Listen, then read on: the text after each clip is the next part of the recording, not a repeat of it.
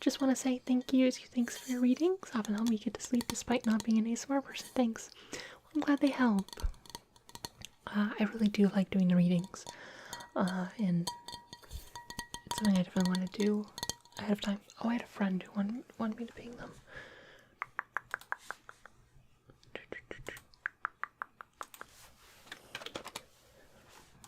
Alright.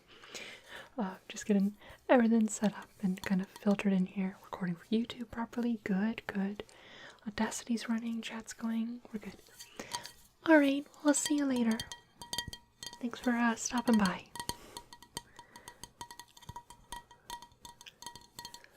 So, we're starting an hour early today. So, it's going to begin the same thing where it's an hour in. We're going to switch over to reading, at which point we're going to continue our reading of The Hitchhiker's Guide to the Galaxy. So, that'll be happening in a little bit.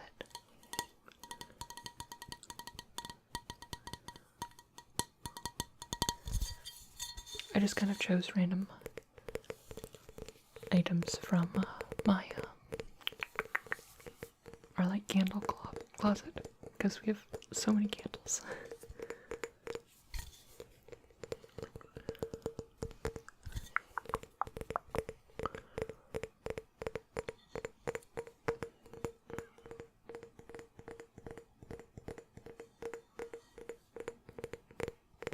But what I was saying, so it'll be about 11 o'clock Pacific that we switch over to no, email, that doesn't matter. Reading. Oh yeah, The Hitchhiker's Guide to the Galaxy, I love it. It is my favorite book, probably. We'll probably read the first one, probably not gonna go into like So Long Thanks for All the Fish. We'll always switch these up, something one or the other. Another book after that, but eventually might go back and read So Long Thanks for All the Fish, but thing is, that one is that that one is hard to pick up in the middle of, because it's, especially the later ones, people just aren't familiar with the story. You can get very confused even if you're reading it in order and have read all of it. But yeah, again, let me know. We'll get to that where it's not quite where we're at now, but in a few weeks we'll get to 42. Oh yeah, no, it's so good, and it doesn't get enough attention that it does. Like, you'll get 42 references all the time without people fully understanding it, or you'll get like people will understand like, oh, towels, but very few people I know actually have like actually read the book, and it's so good. It's so good.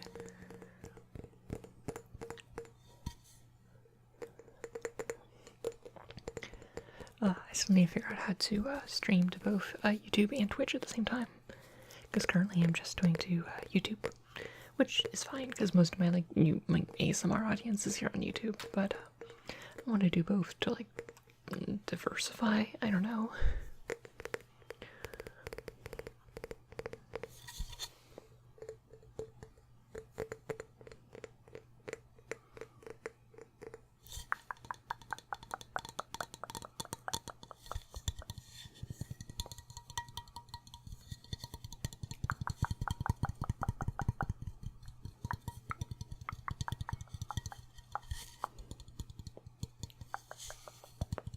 I do need to work on doing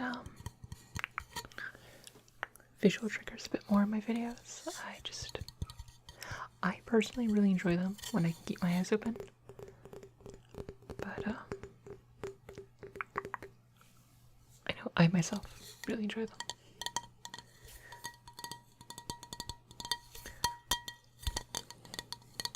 High school is frowned upon to read it, but being difficult to find a relevant comedic sci-fi novels difficult.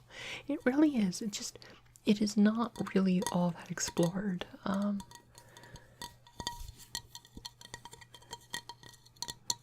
Like, I mean, there are plenty of them, but just not many of them in prominence. Oh, good.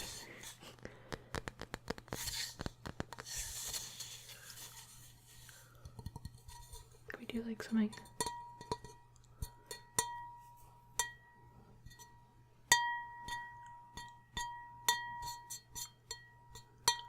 I guess I don't need to do side back and forth because YouTube doesn't have bi-roll, I believe. Yeah, that's really sad. Oh, it's also just sad that like he never got to like actually see like the finished product of the movie, even though he was like he was like the main writer of it.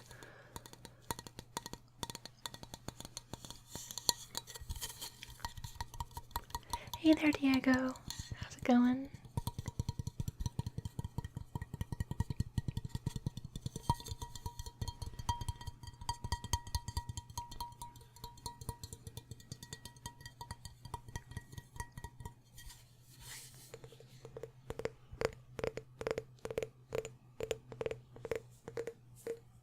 Yeah, no, it was like 2000, is like mid 2000s. Hey there. Well, thank you. I'm just getting the hang of this. This is only week 3 of Lily's Library Live. I still need to figure out a better name for it, but I don't know. LLL works. I think we can work on it. Oop. Sorry about that. So we have this chicken, which I've actually used in a video before. It's actually my sister's, and then she got really defensive that I did not credit her, that I was using her things. Random D&D question. Are there sci-fi campaigns similar to the Fallout games? Yes, there is. If you wanted something like a system that's similar to Fallout in like Fallout level of technology, I would look at D20 Modern. D20 Modern does what it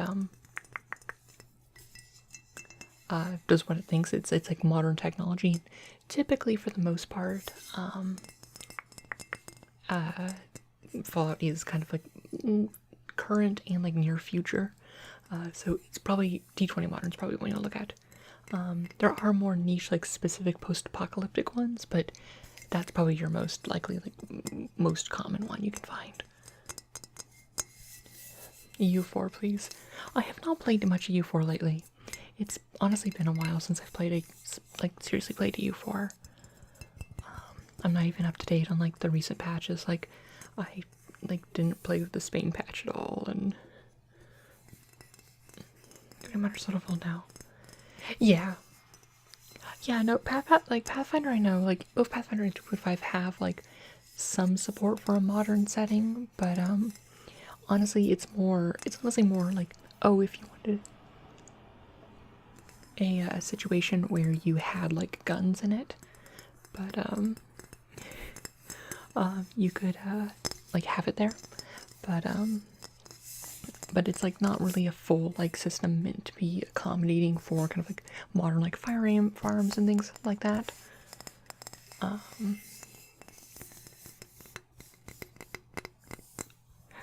Yeah, I will fully admit I'm not actually super up to date on that kind of genre, just because it isn't my favorite personal genre. I definitely am a fantasy girl, even if I mean, I'll dip into sci-fi. Like, I like Shadowrun as much as the next person.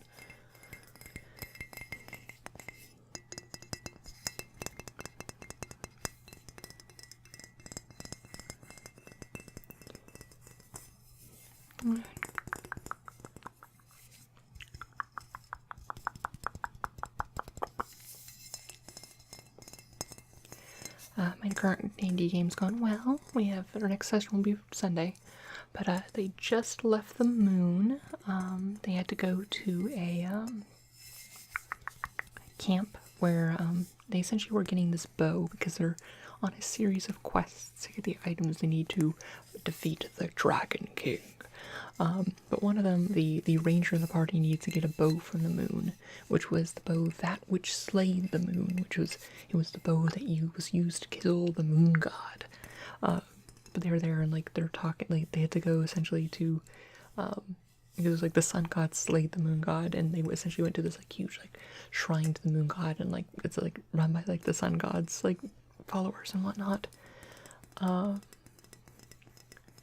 It's actually it's a rooster. It's actually a Thanksgiving decoration. But they were like getting this thing, but they had to like pass 3 trials and stuff. But the whole facility they're at was like kind of like a mom-child like bonding, like camp thing, like retreat center.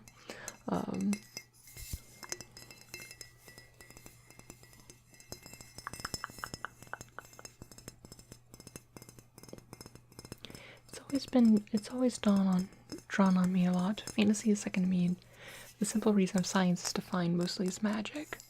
Sci-fi is almost all of it being able to be explained. Yeah, that's fair. That's fair. I just like girls in armor and with swords because they're hot. I'm not gay. Just a little.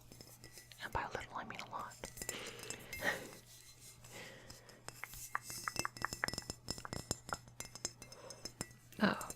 I honestly wish I could do this time slot more often because I know this time slot is better for a lot of people. Starting an hour earlier, but it just doesn't work with my family most of the time just because this house is usually quite loud around this time. But I got the house to myself this week, so we can do it a little bit earlier.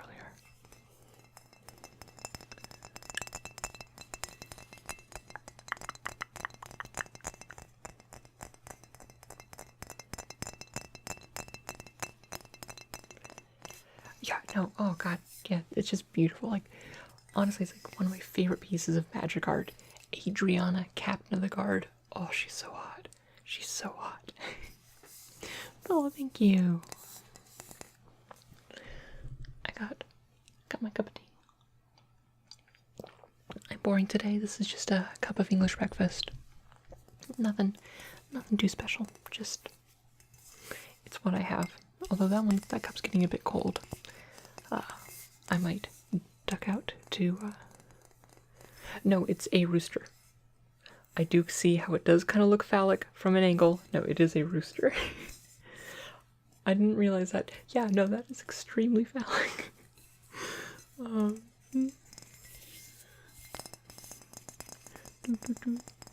Okay, now to hold it so it's very clear that it is a rooster and not... Yeah, this is my ceramic dildo, everyone. It's very dirty. I would not recommend using this. No. That'd be disgusting.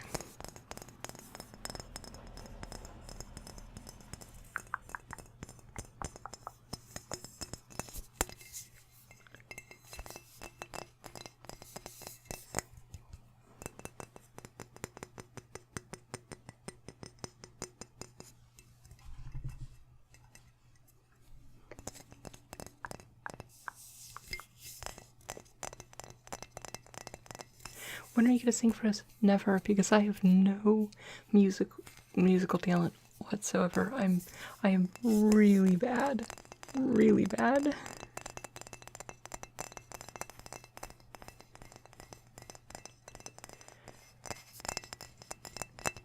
Wasn't r/incels like shut down? Or at least like quarantined so no one knew could find it?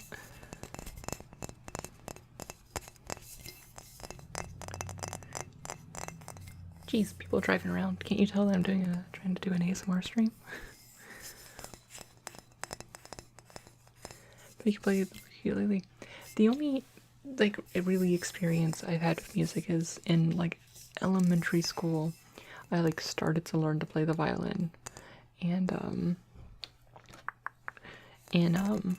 whatchamacallit, in words that mean things. And then I was around a bunch of musical theater people in high school, but I was never involved in the actual like stage productions of the musicals. I mostly stuck to the improv team and like the plays because I have no musical talent. Granted, that's partly because I just haven't practiced at all. I did play the recorder in elementary school, that is true. But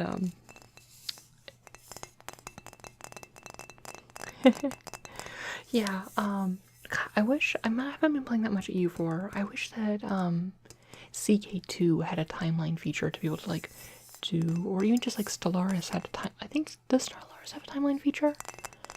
But if CK2 had a timeline speech feature, I would do so many CK2 videos. Because I play a lot of CK2. I'm just like now waiting. Like I just want like after the end to update. I mean, I was still involved in the musicals. I was just doing like non on stage. So I was doing like a crew.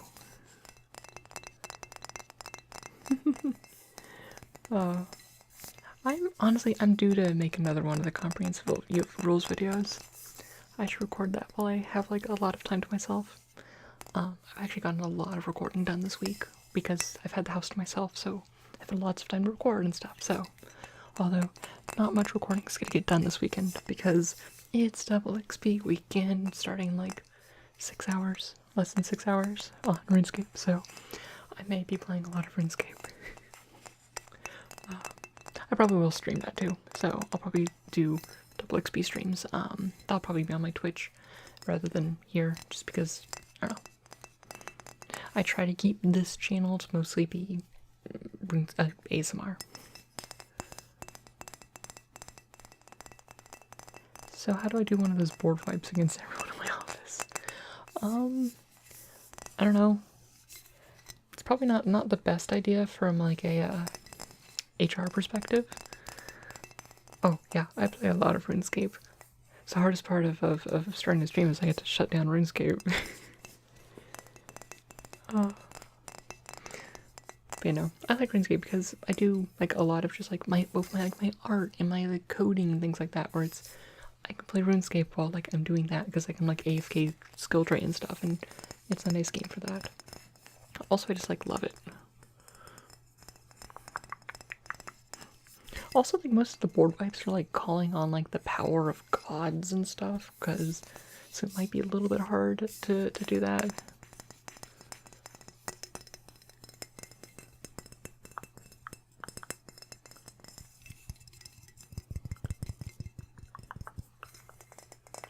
I'm spending about 15 minutes on each item I have. I have 4 items set aside.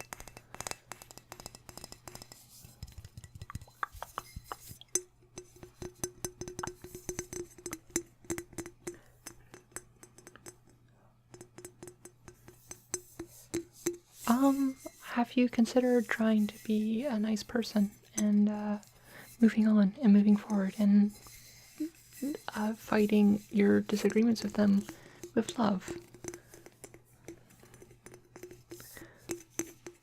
Or just do what everyone does and just be nice and passive aggressive. Or me, who's just passive and will just be like, yes, I am in the wilds of Seattle. Well, outside of Seattle. I'm not technically in Seattle. Seattle people get mad when they say like, oh, you're not in Seattle, you're from Bellevue. I'm like, yeah, sure, whatever, I'm in Bellevue, but that's essentially Seattle.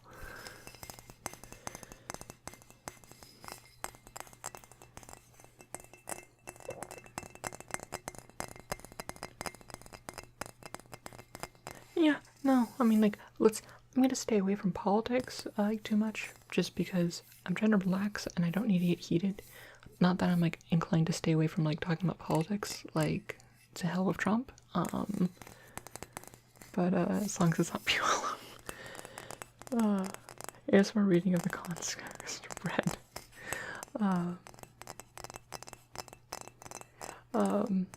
Yeah, no, I haven't been to Puyallup in a while.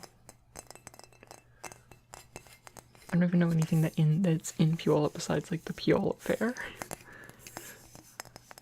And like old almost live jokes about Puyallup. What can we say to help you relax? Well, it's less about me relaxing, but like I will get very worked up when I start talking about politics, and that won't be very relaxing for you.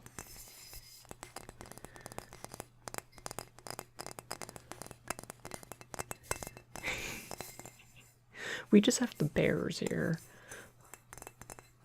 Like I'll walk down the street, like on one of the trails near my house, and it's like, oh look, it must be spring because the bear warnings are up.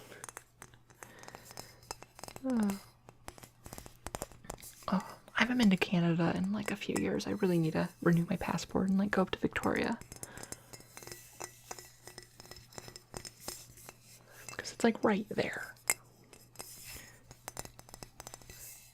It's easier to visit Victoria, honestly, than just like visit like most of like the rest of the US.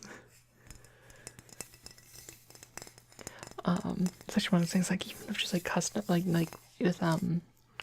with like airport security, it's like faster to go through Canadian customs than it is to go through like just airport security at SeaTac. It's just nuts.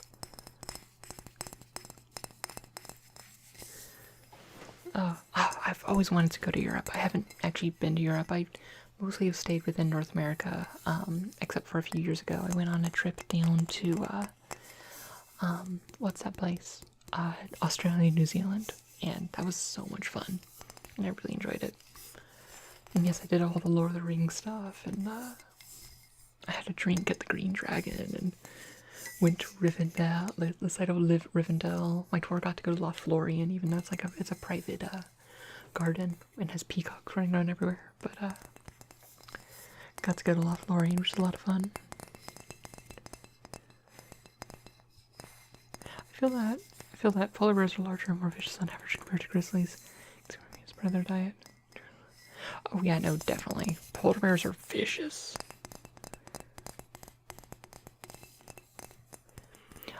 I would love to go to Spain. I actually don't know much about like modern Spain. To my complete shame, most of my knowledge about Spain is like CK2 and EU4 era. Honestly, most of my knowledge of European is from European history is largely stemming from CK2 and EU4.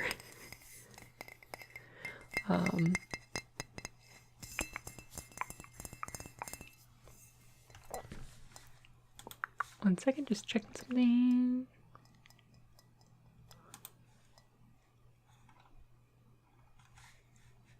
Oops, sorry.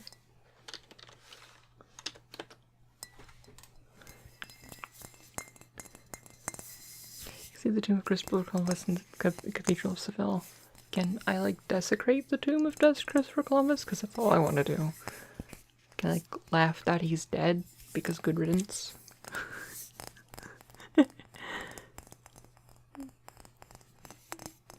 Yeah, no, I would love to see like all the art and stuff, because and the architecture and like that stuff I just dig. I mean, obviously I want to go to like the main place I want to go to is like British Isles, because I was an English major and like I know all like the stuff from there. And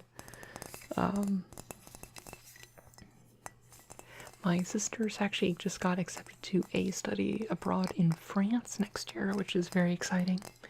She's going to be studying in Paris for a few months, and that's going to be very exciting for her. She's currently studying French style fencing, so she's doing that. No Greek islands. No Greek islands. Oh, I'd love to go to Greece.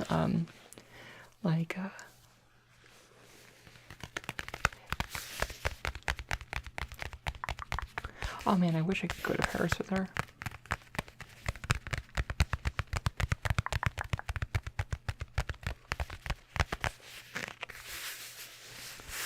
This is actually just my trade binder, but it has like really nice sounds with it.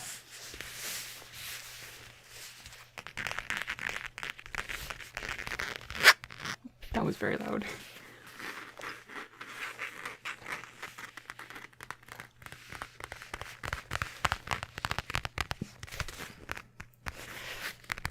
Yeah, no, my dad's talking about, my dad will probably visit her at some point, like halfway through like her study abroad, and if I have the chance, if I'm not like, I'm not too busy, I might like be like, and if it's not too expensive, I'm gonna tag along with you and not hang out with my sister and just like check out France. But oh, I'd love to go to the Louvre. Oh, that would be just absolutely wonderful. Before I had to leave college early, I was looking at doing a study abroad in Norway, because it looked like a really cool program for kind kind of like North and West European linguistics, which is what I was looking at, which was cool to go with like the fact that I was an English major and stuff. But I never ended up going because I had to leave school for reasons I'm not going to get into. But mostly mental health stuff, and it was kind of funny. It was actually cheaper to study abroad a semester in Norway than it was to stay the semester at like my actual university, which was just insane because it's like the university, like Norway, like the Norwegian government could subsidize the whole thing. You have time to just finish some of the English.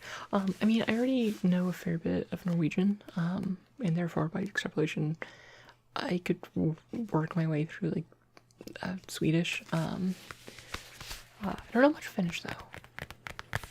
But Elvish is more. Elvish takes some, like, Elvish is an amalgamation of a lot of Northern and Western European languages, but it takes, honestly, he just stole most of it from Welsh.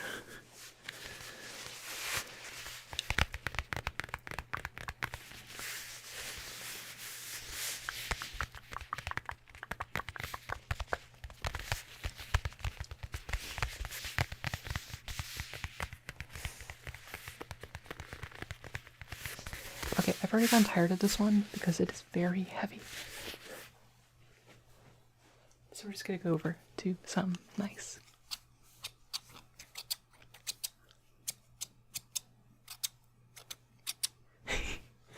I'm not gonna loot the Louvre. They probably don't appreciate that.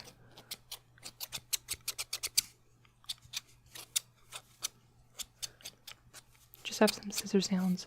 I have some other pairs of scissors. I have slightly different sounds, but I don't want you. But the only other scissors I have out right now are my fabric scissors, and this probably isn't the best thing to do to scissors in terms of just like keeping them sharp, and I want my fabric scissors to stay as sharp as possible.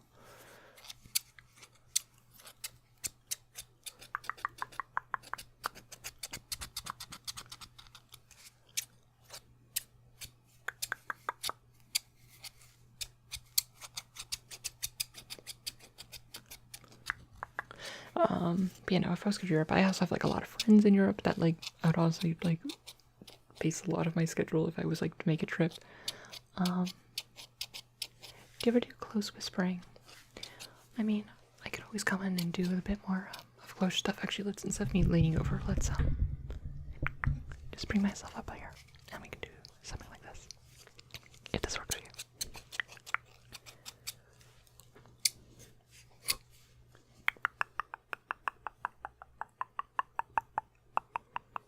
I keep like instinctively moving back and forth and back and forth and back and forth, even though this doesn't support binaural sounds.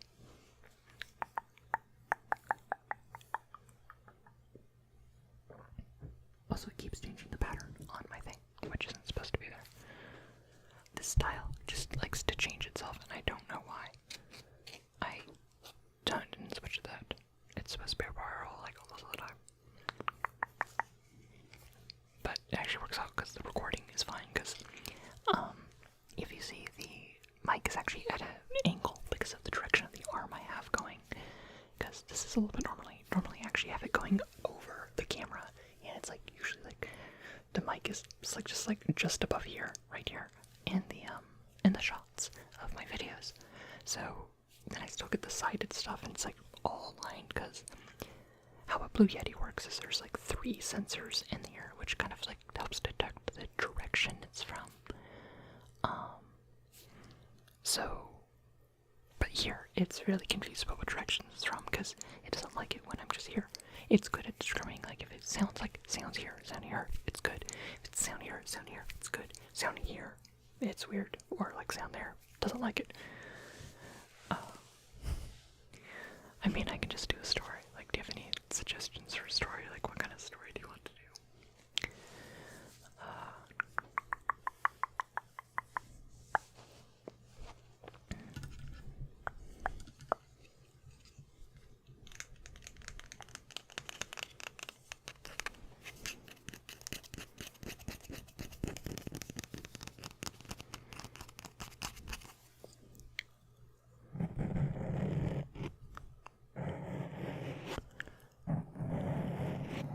Have you been sad about anything lately? Not depressed, but just a little blue. I don't know what has been making me sad lately. I mean, the thing is, it's largely been very depressing, just general depressed, but there's a hair on this mic cover. But I guess the main thing lately has been, I don't know, I guess it's more depression, because I'm just, like, generally depressed about, like, the state of the world, and, like, especially, like, just general global politics, and, like, climate change, and stuff like that, and that just makes me sad, generally. Just, like, the general, like, feelings of, like, helplessness and such.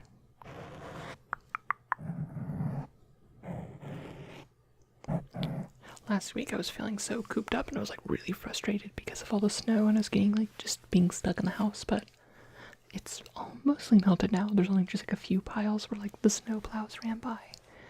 But it's not a problem to move anymore. I need to get better finger flyers. I'm really bad at them. They're a lot harder than they look.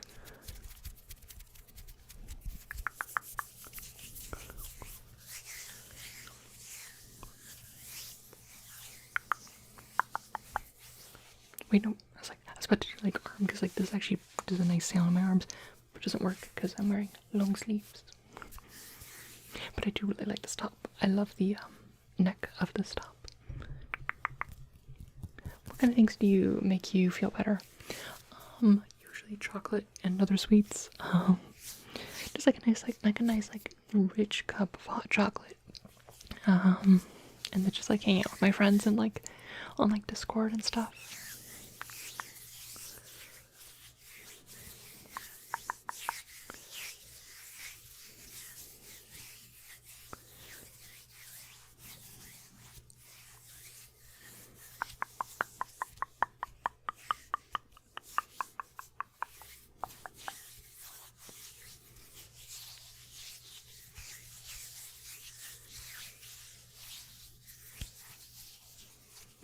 Oops, I'm so sorry about that. I will take that out in post for the YouTube viewers.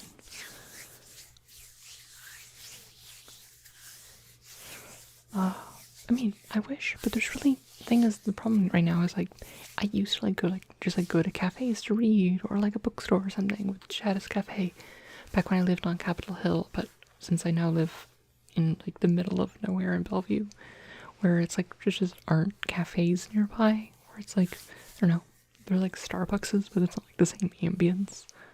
No.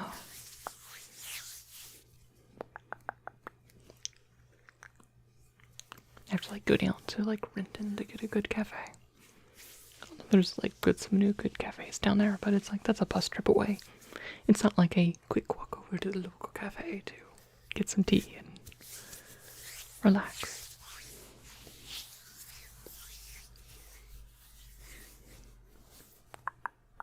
I got a hangnail here. Watch me, ASMR Lily takes care of a hangnail. It's very exciting.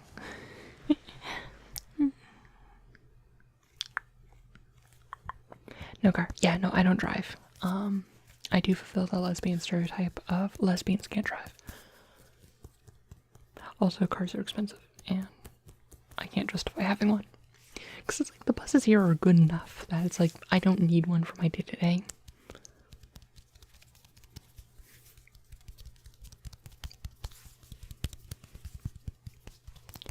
Where it's like, even if I did drive, it's like, for the cost of like gas and the car itself and insurance and all that, the amount that I'd use it doesn't justify how having one, when it's like just getting like a lift would be cheaper overall.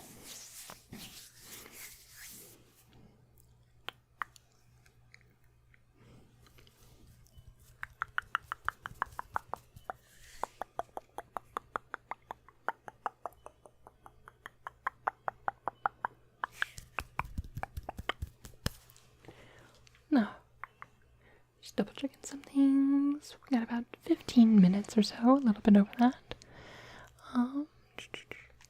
I think your nice contralto. I know that's a musical term, I think, but I don't know what that means. If you could explain.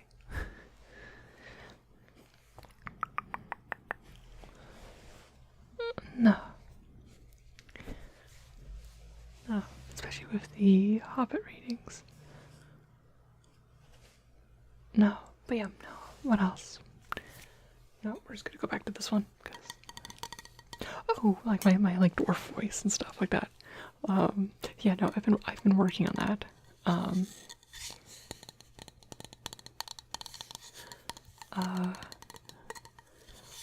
Where's the main things like I don't know. Like the Hobbit one has like kind of forced me because it's like I don't know to like actually like practice like my like low gruff voice, but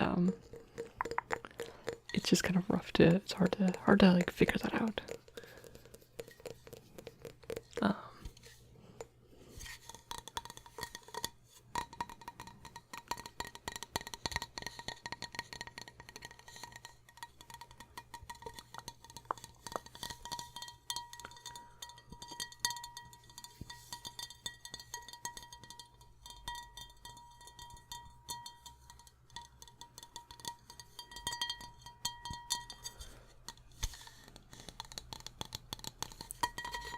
Oops, nope, that's not where it goes.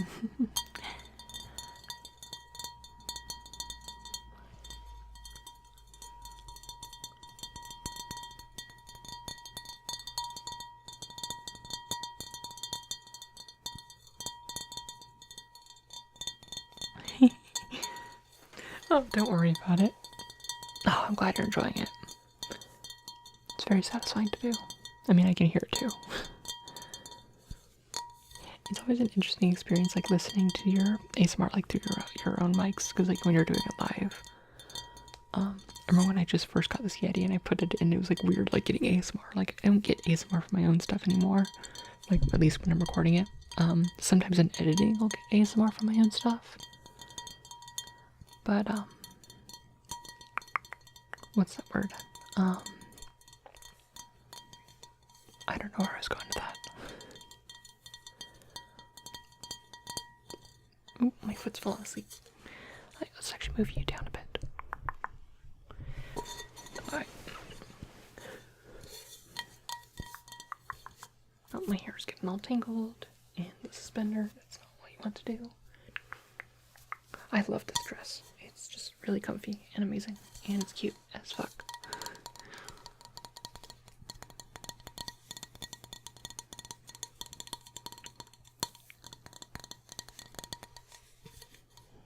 I still need to finish the sewing video, because I mean the second part of it, because I cut everything and I did some other work for it, but it's been sitting up there on my shelf for like the last 2 weeks.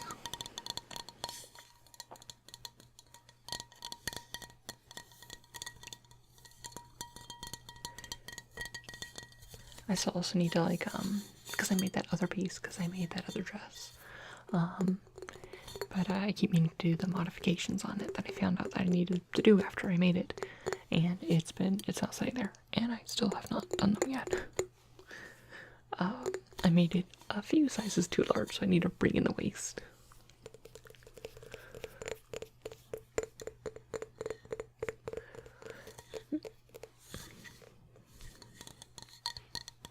I also need to hem it a bit up because it's very long. I definitely made it for someone who is a larger person than I am. Because I'm not like small, but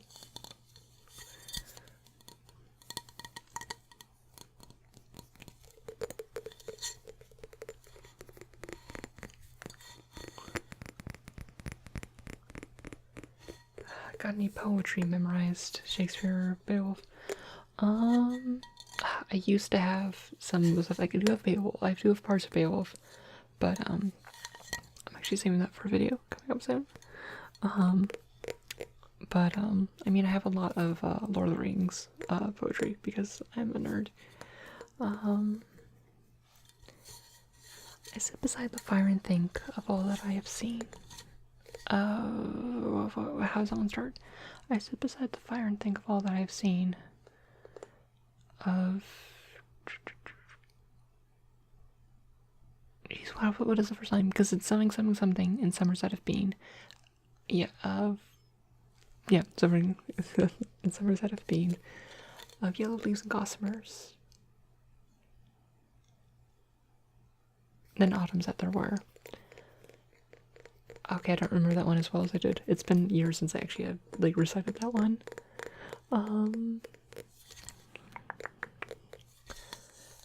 There's like the full version of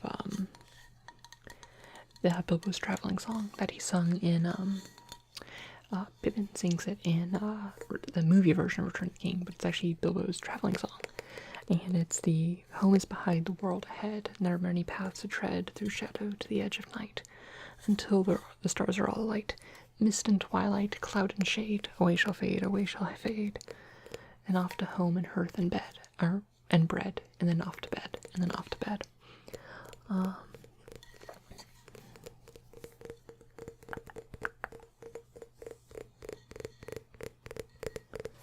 No, I've been bad about my poetry because I don't know. I've just been bad about reading lately, honestly. Just being an English major kind of like killed like a lot of my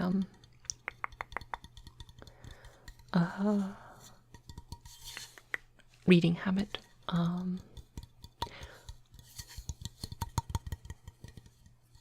Also, no, I'm not prettier than Arwen because canonically Arwen's like 9 feet tall, and that is beautiful as fuck. I really like tall girls. Like a lot.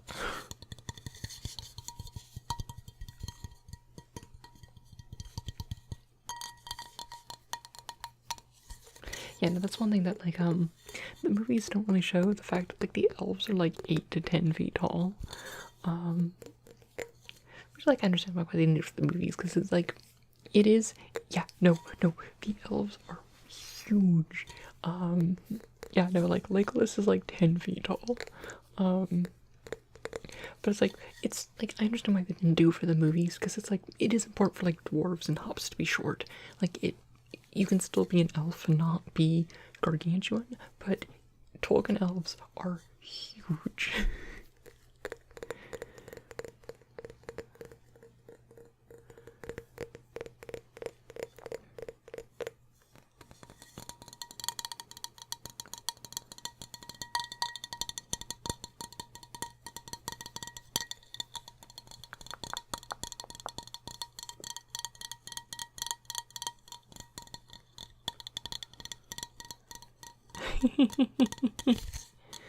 Oh, yeah, no, I don't actually remember. I believe they mentioned their height, like, relatively in passing in, like, Lord of the Rings, where they talk about, like, compare it to other things. And then there's other descriptions and just other parts of the lore, but, yeah. They don't actually go through, it's like, yes, the average height for an elf is, approximately 3 meters tall. No. But, they do, but it's like they were like on average like they stand like high, like a head higher than like the men of Numenor, who are already like very tall. Like Aragorn is like 6'8", which is just like, okay then.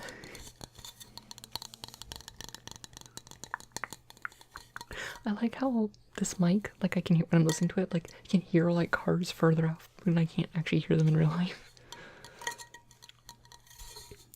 I love this mic, but it is super sensitive.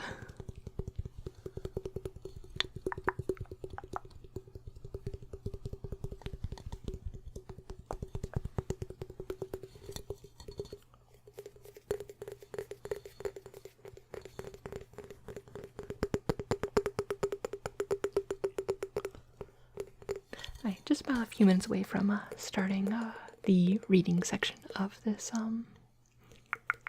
stream.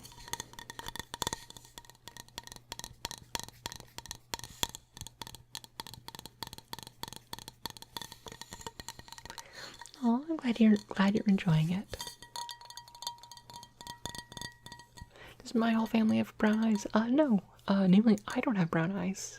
It's hard to tell, but my eyes are actually green. My dad has green eyes, and then my sister and my mother have brown.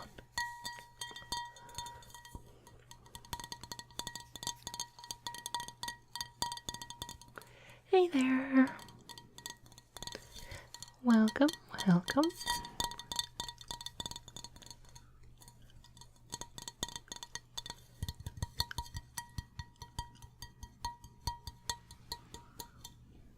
Let me actually see if you can get it to sing. I will admit that my eyes have kind of like faded out in colors that are less saturated nowadays. They used to be a lot more vibrant when I was a child. I do need to get better about like having like direct eye contact with the camera. Boop.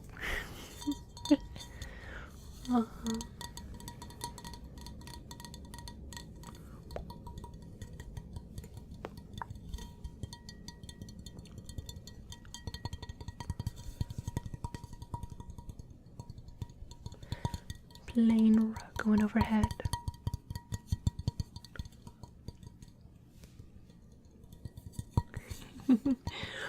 God, I always like get like carried away with it. It's like proper lighting and stuff. Like the email, like that proper lighting like makes you look better. I'm just like, wow, I look really great right now. I wish I could look this great all the time. And as soon as I like step out of the lighting, I'm just like, oh wow, yeah, I'm a troll now.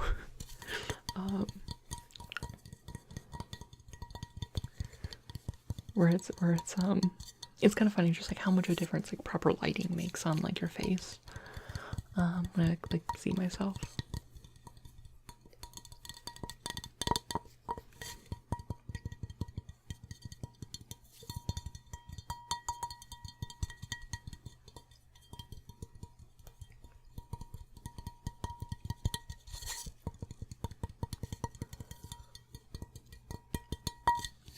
Okay, we're gonna switch back over to chicken because chicken is the latest one, and my arms were getting tired. I'm actually gonna. Nope, that's.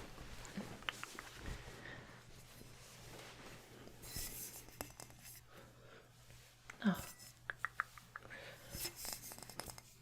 I think I'm actually one of the selections for reading. Alrighty. Well, have a wonderful night's sleep. Thanks for stopping by the stream, and go feed your cat because cats are important. We are going to be continuing our reading of the Hitchhiker's Guide to the Galaxy. We're only in chapter 4, so it's going to be exciting because this book is awesome. But yeah, I just realized that I'm wearing the exact same outfit in today's video. What's your favorite mono black commander? Ooh, I'm trying to think. I need to look at the list of mono black commanders.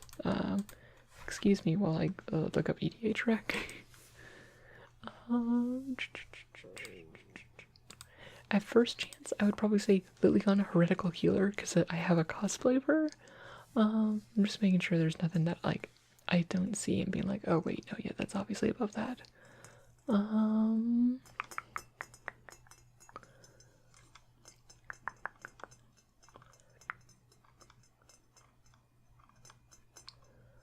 Okay, no, okay. I'm wrong. My favorite mono black commander is in fact Yargle. No, thanks for coming.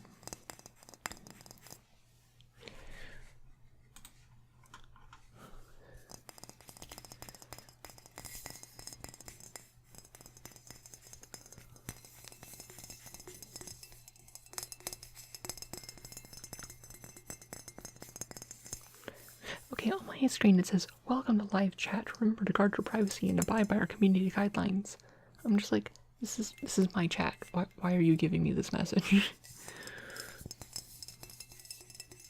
Gorky says good. I don't have one of her. I need to get one of her for my cube. But she's also like $20.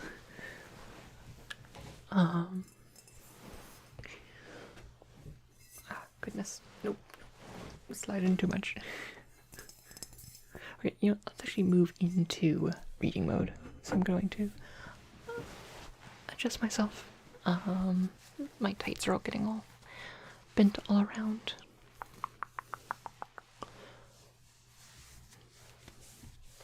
Alrighty. Move over here. Oops, that is not how you do ASMR stuff. That's how you make large, loud sounds, which are not good.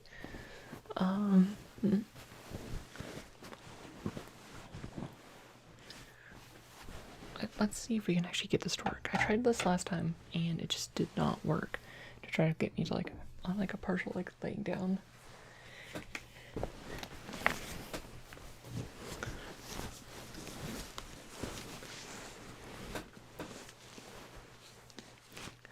Alright. Okay. Yeah, goodness. Alright, so we're continuing our reading of, the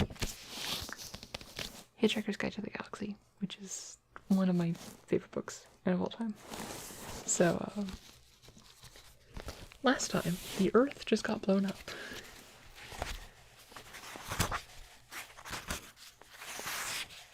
That is way too far.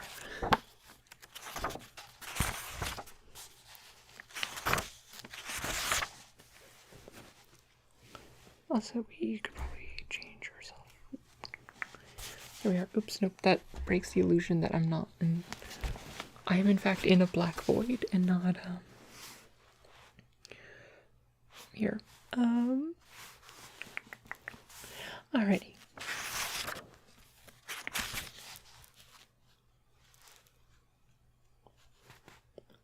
Far away on the opposite. Okay, nope, this doesn't work. Oops. Also, could untie me from my headset. Okay, I'll experiment and I'll eventually get this to properly work. But you know, I have a nice thing here. Alrighty. Chapter 4. Let's turn down my sensitivity. Chapter 4. Far away on the opposite spiral arm of the galaxy, 500,000 light years from the star soul, Zaphod Beeblebrox, president of the Imperial Galactic Government, sped across the Sea of Damogran, his ion-drive delta boat winking and flashing in the Damogan sun. Damogan the hot, Damogan the remote, Damogan the almost totally unheard of. Damogan, secret heart, home to the heart of gold. The boat sped on across the water. It would be some time before it reached the destination, because Damogan is such an inconceivably arranged planet. It is arranged of nothing but middling to large desert islands, separated by very pretty but annoyingly wide stretches of ocean. The boat sped on.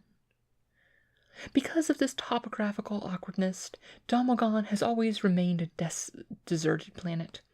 That is why the Imperial Galactic Government chose Damogan for the Heart of Gold project, because it was so deserted and the Heart of Gold project was so secret. The boat zipped and skipped across the sea that lay between the main islands of the only archipelago of any useful size on the whole planet. Zaphod Beeblebrox was on his way to from the tiny spaceport on Easter Island. The name was an entirely meaningless coincidence. In galactic speak, Easter means small, flat, and light brown. To the Heart of Gold Island, which by another meaningless coincidence was called France.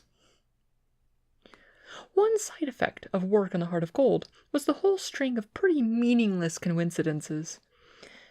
But it was not in any way a coincidence that today, the day of the culmination of the project, the great day of unveiling, the day that the Heart of Gold was finally to be introduced to a marveling galaxy, was also a great day of culmination for Zaphod Beeblebrox. It was for the sake of this day that he had first decided to run for the presidency, a decision that had sent shockwaves of astonishment throughout the Imperial Galaxy. Zaphod Beeblebrox? President? Not the Zaphod Beeblebrox, not the president. Many had seen it as clinching proof the whole of known creation had finally gone bananas. Zaphod grinned and gave the boat an extra kick of speed.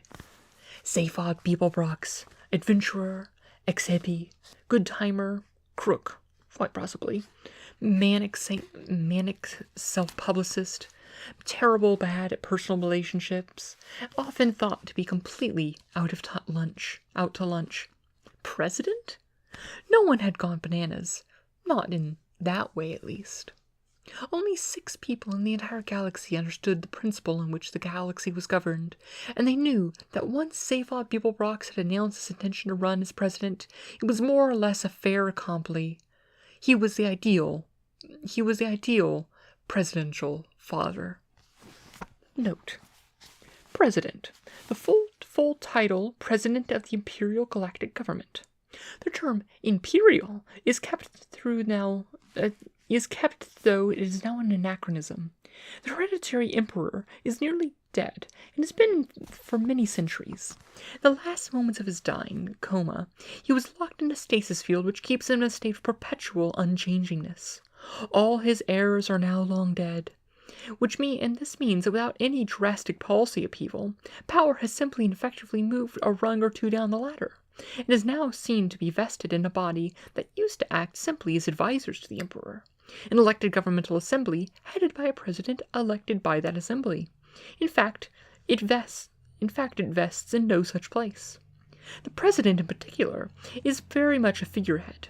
He wields no real power whatsoever. He is apparently chosen by the government, but the qualities he's required to display are not those of leadership, but those of finely judged outrage. For this reason, the president is always a controversial choice, and is always an infuriating but fascinating character. His job was not to wield power, but to draw attention away from it. On those criteria, Zaphod Beeblebrox is one of the most successful presidents of the galaxy has ever had. He had already spent 2 of his 10 presidential years in prison for fraud. Very very few people realize that the president of the government have virtually no power at all, and of those few people, only 6 know whence ultimate power is wielded. Many of the others secretly believe that the ultimate decision-making process is handled by a computer. They couldn't be more wrong. What they completely failed to understand was why Zaphod Beeblebrox was doing it. He blinked sharply, shooting a wild wall of water at the sun. Today was the day. Today was the day when he would realize what Zaphod had been up to. Today was Zaphod Beeblebrox's presidency. Today was what Zaphod Beeblebrox's presidency was all about. Today was also his 200th birthday, but that was just another meaningless coincidence. As he skipped his boat across the Sea of Damogran, he smiled quietly to himself about what a wonderful, exciting day it was going to be. He relaxed and spread his 2 arms lazily on the seat back. He steered with an extra arm he'd recently had fitted just below his right one to help improve his ski boxing. "Hey," he cooed to himself. "You're a real cool boy, you." But his nerves sang a song shriller than a dog's whistle. The island of France was about 20 miles long, 5 miles across the middle, sandy and crescent-shaped. In fact, it seemed to exist not so much as an island on its own right, but simply as a means to defining the sweep and curve of a huge bay. The impression was heightened by the fact that the inner coastline of the crescent consisted almost entirely of steep cliffs. From the top of the cliff, the land sloped down 5 miles to the opposite shore. On the top of the cliffs stood a reception committee. It consisted in large part of the engineers and researchers who had built the Heart of Gold, mostly humanoid, but here and there was a few reptilian automaneers, 2 or 3 green scythe-like maximigalacticians, an octopodic physirealist, or 2, and a hulavu. A hulavu is a super intelligent shade of the color blue. All except the hulavu was resplendent in their multicolored ceremonial lab coats.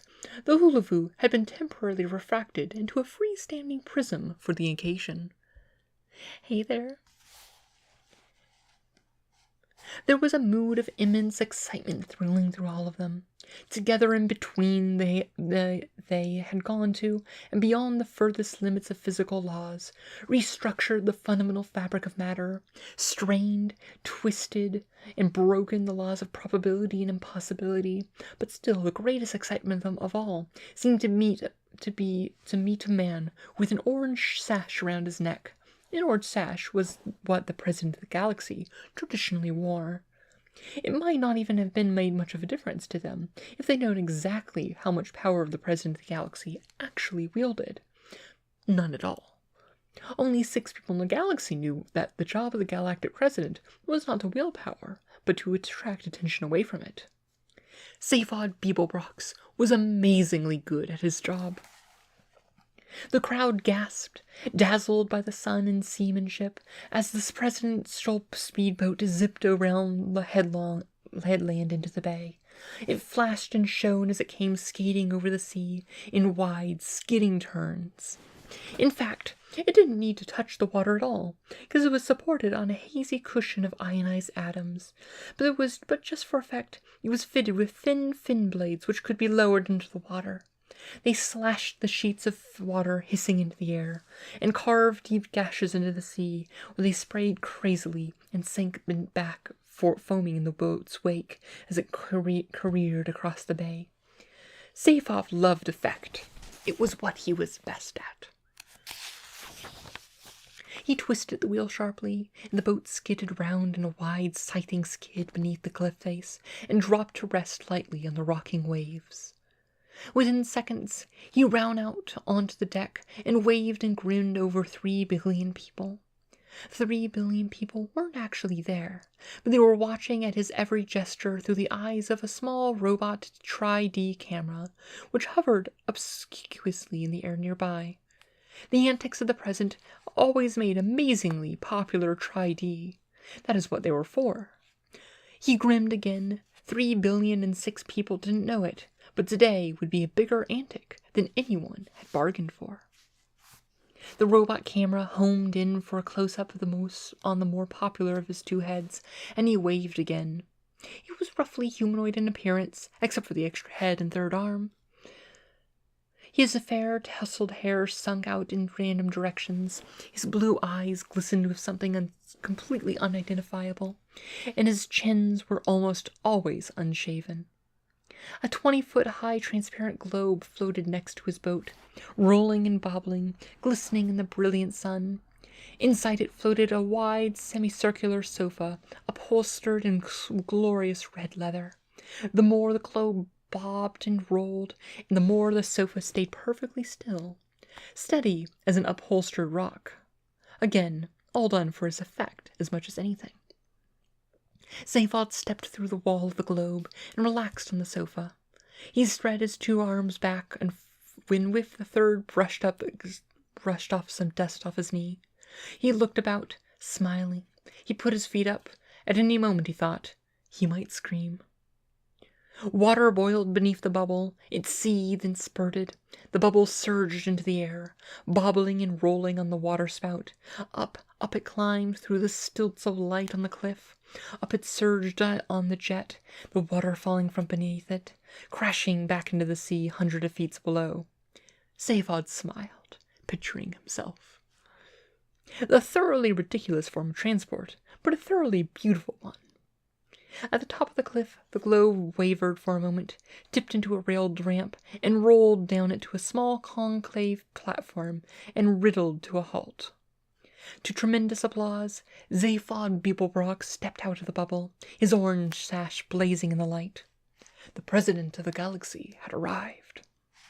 He waited for the applause to die down, then raised his hand in greeting. "Hi," he said. A government spider sidled up to him and attempted to press a copy of his prepared speech into his hands. Pages 3 to 7 of the original version were at the moment floating soggily in the Dromogonian Sea, some 5 miles out from the bay. Pages 1 and 2 had been salvaged by a Damogran frond crest edge, and had already become incorporated into an extraordinary new form of nest which the eagle had invented. It was constructed largely of papier-mâché. It was virtually impossible for a newly hatched baby eagle to break out of. The Damogon frond-crested eagle had heard of the notion of survival of the species, but wanted no truck with it. Zaphod Beeblebrox would not be needing his set speech, and he gently deflected the one being offered him by the spider. "Hi," he said once again. Everyone beamed at him, or at least nearly everyone. He singled out Trillian from among the crowd. Trillian was a girl that Zaphod had picked up recently while visiting a planet, just for fun, incognito. She was a slim, darkish humanoid with long waves of black hair, a full mouth, an odd little knob of a nose, and ridiculously brown eyes. With her red headscarf knotted in that particular way, and her long, flowing, silky brown dress, she looked vaguely Arabic. Not that anyone had heard of an Arab, of course. The Arabs have very recently ceased to exist. And even when they had existed, they were 500,000 light years from Damogon. Trillian wasn't anyone particular, or so Zaphod claimed. She was jesting around with him a lot, and told him what she thought of him. "Hi, honey," he said to her. She flashed him a quick, tight smile and looked away. Then she looked back for a moment and smiled more warmly. But by this time, he was already looking at something else. "Hi," he said to a small knot of creatures from the press who were standing nearby, wishing that he would stop saying "hi" and get on with the quotes. He grinned at them particularly because he knew that in a few moments he would be giving them one hell of a quote. The next thing that he said would not be a lot of use to them. One of the officials of the party had irritably decided the president was clearly not in a mood to read the deliciously turned speech that had been written for him, and had flipped the switch on the remote control device in his pocket. Away in the front of them, a huge white dome bulged against the sky, cracked down the middle, and split, and slowly folded itself down to the ground. Everyone gasped, as although they had known perfectly well it was going to do that, because they had built it that way. Beneath it lay uncovered a huge spaceship, 150 meters long, shaped like a sleek running shoe, perfectly white and mind-boggling beautiful. At the heart of it, unseen, lay a small gold box which carried within it the most brain-wrenching device ever conceived, a device that made the starship unique in the history of galaxy, device which, after the ship had been named, the Heart of Gold. "Wow," said Zaphod Beeblebrox to the Heart of Gold. There wasn't much else he would say. He said it again, because he knew it would annoy the press. "Wow." The crowd turned their faces back to him expectantly. He winked at Trillian, who raised her eyebrows wider and widened her eyes at him. She knew what he was about to say, and thought him a terrible show-off. "This really is amazing," he said. "This really is truly amazing. This is so amazingly amazing, I think I'd like to steal it." A marvelous presidential quote, absolutely true to form. The crowd laughed apparently, the newsmen gleefully punched their buttons on their sub-Ethera newsmatics, and the president grinned. As he grinned, his art screamed unbearably, and he fingered the small plasmatic bomb that nestled quietly in his pocket. Finally, he could bear it no more. He lifted his heads up to the sky, let up a wild whoop in a major thirds, and threw the bomb at the ground, and ran forward through a sea of suddenly frozen, beaming smiles. Chapter 5. Prostetnic Vogon jets was not a pleasant sight, even for other Vogons. His highly domed nose rose high above a small piggy forehead. His dark green rubbery skin was thick enough for him to play the game of Vogon civil service politics, and play it well, and waterproof enough for him to survive indefinitely at sea depths of up to 1,000 feet with no ill effects. Not that he ever went swimming, of course. His busy schedule would not allow it. He was on the way. He was the way he was because of billions of years ago, when Vogons had first crawled out of the sluggish primeval seas of Vogsphere, and had laid panting and heaving on the planet's virgin shores. When the first rays of the bright young Vogsel sun had shone across them that morning, it was as if the forces of evolution had suddenly given up on them, there and then, and turned aside in disgust, and written them off entirely as an ugly and unfortunate mistake. They never evolved again.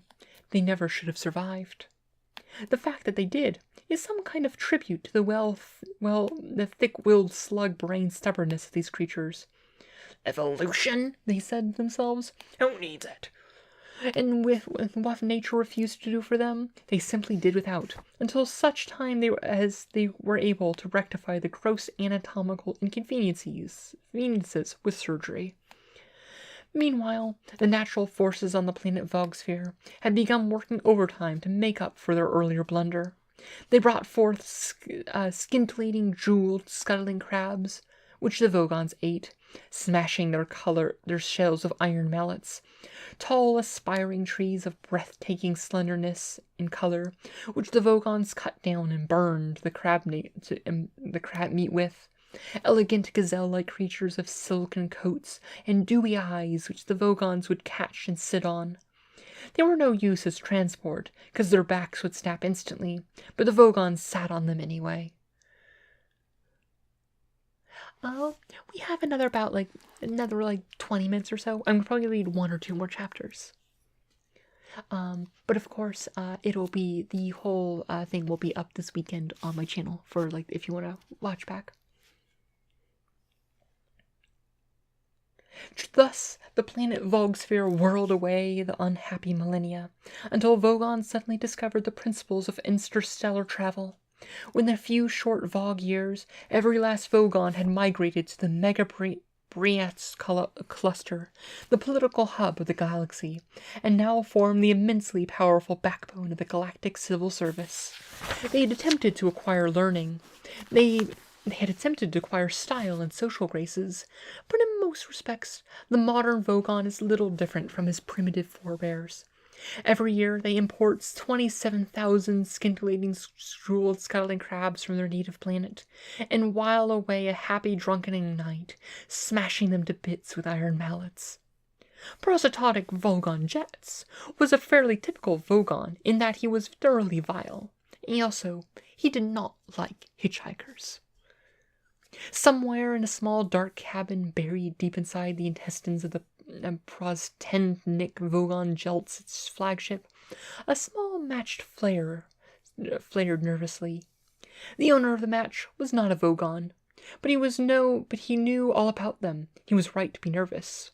His name was Ford Prefect. Note: Ford Prefect's original name is only pronounceable in an obscure Betelgeusian dialect, now virtually extinct since the great collapsing Hrung disaster of Gal Sid year 03758, which wiped out all of the old Praxibetal communities on Betelgeuse 7. Ford's father was the only man on the entire planet to survive the great collapsing Hrung disaster, but an extraordinary coincidence that he was never able to satisfactorily explain. The whole episode is shrouded in deep mystery, for in fact no one has never knew what a Hrung was, nor why it had chosen to collapse on the Betelgeuse 7 particularly. Ford's father, magnanimously waving aside clouds of suspicion that had inevitably settled around him, came to live on Betelgeuse 5, where he both fathered and uncled Ford, in memory of how his now dead race had christened him in the ancient Praxibetal tongue. Because Ford never learned to say his original name, and his father eventually died of shame, which is still a terminal disease in some parts of the galaxy, the other kids at school nicknamed him Ix, which in the language of Betelgeuse 5 translates as a boy who is not able to satisfactorily what a Hrung is, nor why it should collapse on Betelgeuse 7. Unnote. He looked about the cabin, but could see very little. Strange monstrous shadows loomed and leaped with a tiny flickering flame, but all were quiet. He breathed a silent thank yous to the Dintrasis.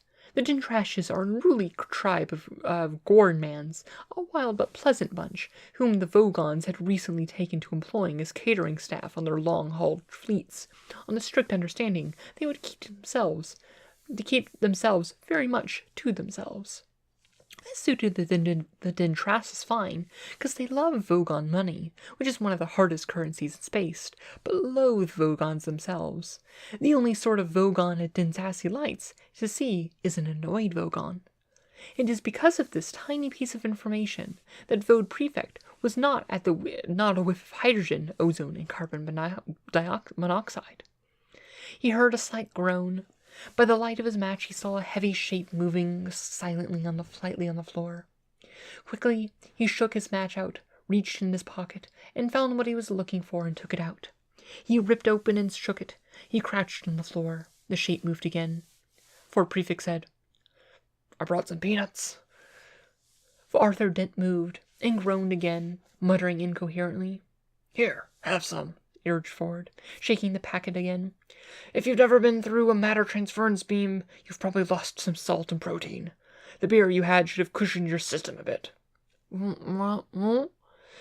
Said Arthur Dent. He opened his eyes. "It's dark," he said. "Yes, it's dark," said Ford Prefect. "No light," said Arthur Dent. "Dark. No light." One of the things Ford Prefect had always found hardest to understand about humans was their habit of continually stating and repeating the very obvious, as in, "It's a nice day," or "You're very tall," or "Oh dear, you seem to have fallen down a 30-foot well. Are you all right?" At first, Ford had formed a theory to account for this strange behavior. If human beings didn't keep up exercising their lips, he thought, their mouths would probably seize up. After a few months' consideration and observation, he abandoned this theory in favor of a new one. If they don't keep on exercising their lips, he thought, their brains start working. After a while, he abandoned this one as well as being obstructively cynical, and decided that he quite liked human beings after all. But he always remained desperately worried about the terrible number of things that they didn't know about. "Yes," he agreed with Arthur. "No light." He helped Arthur to some peanuts. "How do you feel?" he asked him. "Like a military academy," said Arthur. "Bits of me keep passing out." Ford stared at him blankly in the darkness. "If I asked you where the hell we were," said Arthur weakly, "would I regret it?" Ford stood up. "We're safe," he said. "Oh, good," said Arthur. "We're in a small galley cabin," said Ford, "in one of the spaceships of the Vogon constructor fleet." "Ah," said Arthur. "This is obviously some strange usage of word 'safe' that I wasn't previously aware of." Ford struck another match to help him search for the light switch. Monstrous shadows leaped and loomed again. Arthur struggled to his feet and hugged himself apprehensively. Hideous alien shapes seemed to throng about him, and the air was thick with musty smells of sighted into his lungs without identifying themselves, and low, irritating hum kept his brain from focusing. How do we get here?" "We hitched a lift," said Ford. "Excuse me," said Arthur.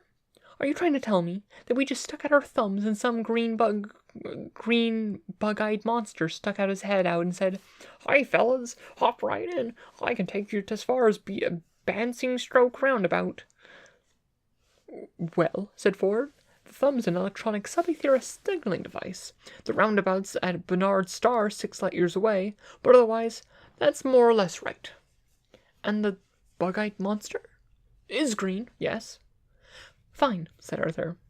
"When can I go home?" "You can't," said Ford Prefect, and found the light switch. "Shade your eyes," he said, turned it on.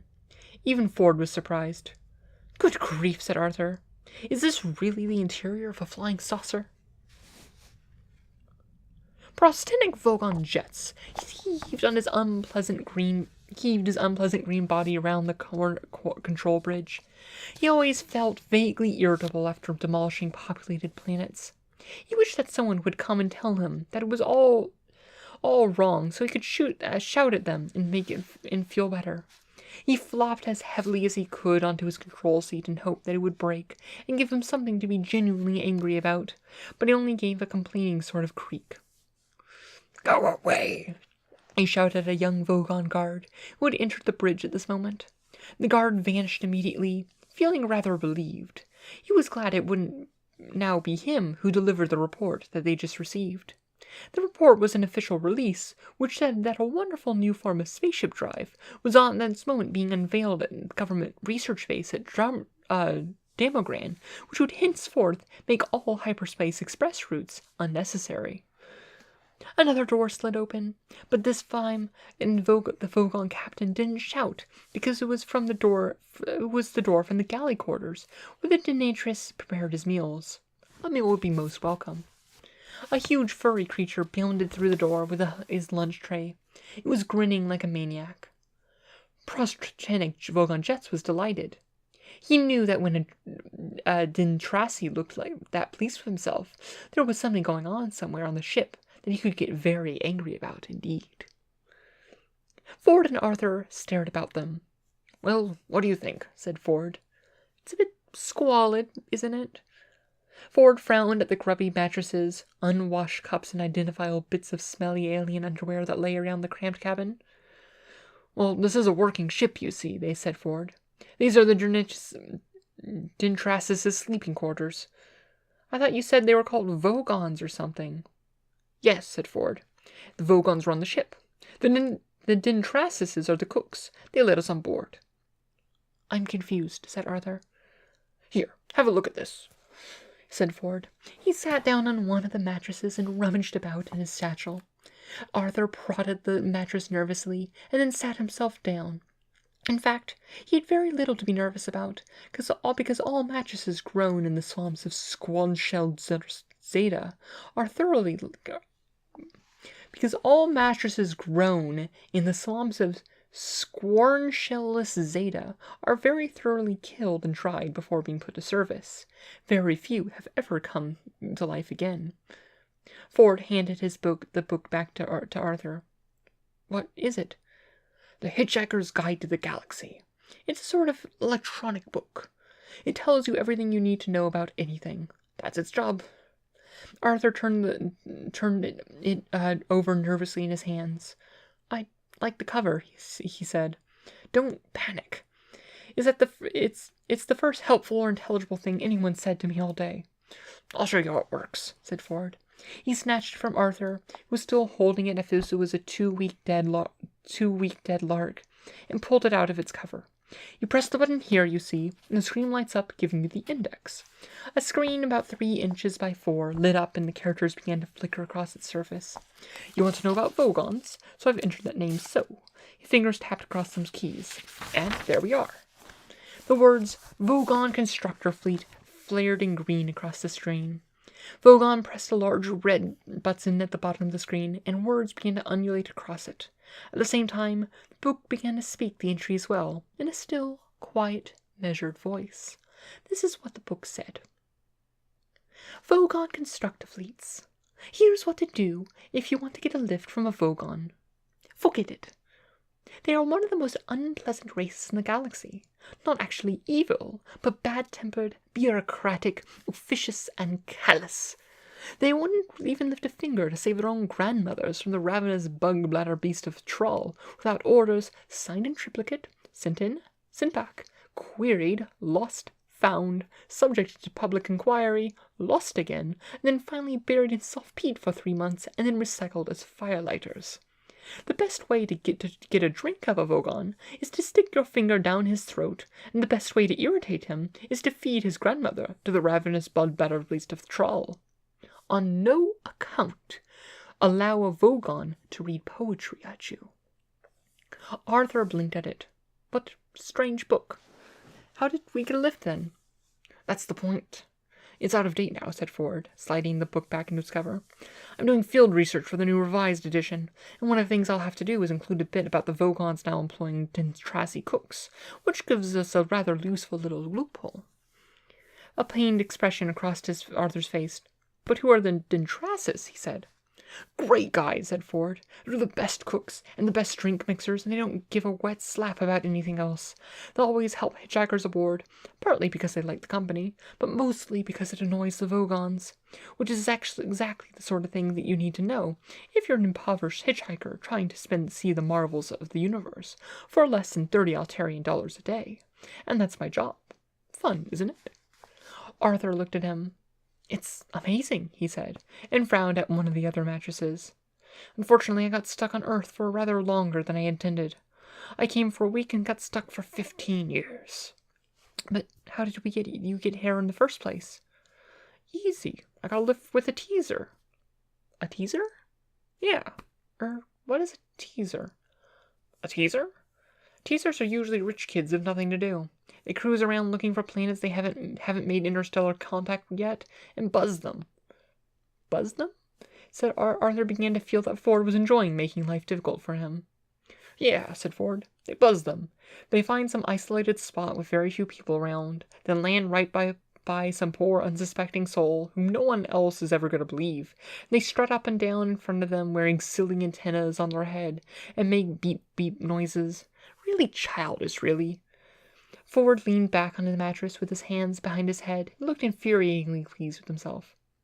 Ford, insisted Arthur, I don't know if this sounds like a silly question, but what am I doing here? Well, you know that, said Ford. I rescued you from the Earth. And what happened to the Earth? It's been demolished.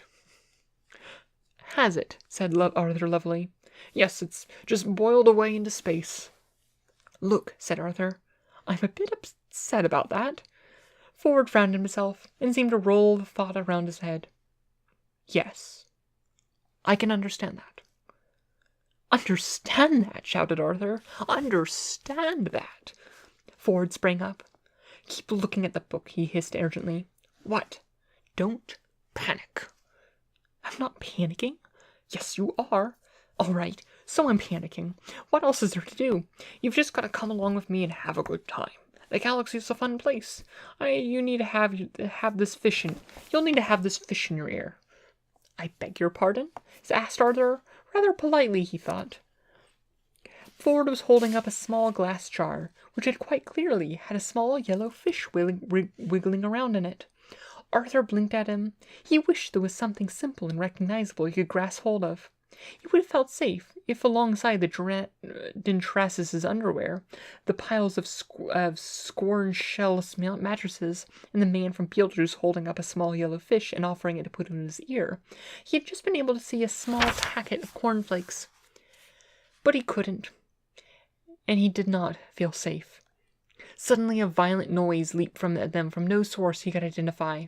He gasped in terror at what sounded like a man trying to gargle while fighting off a pack of wolves.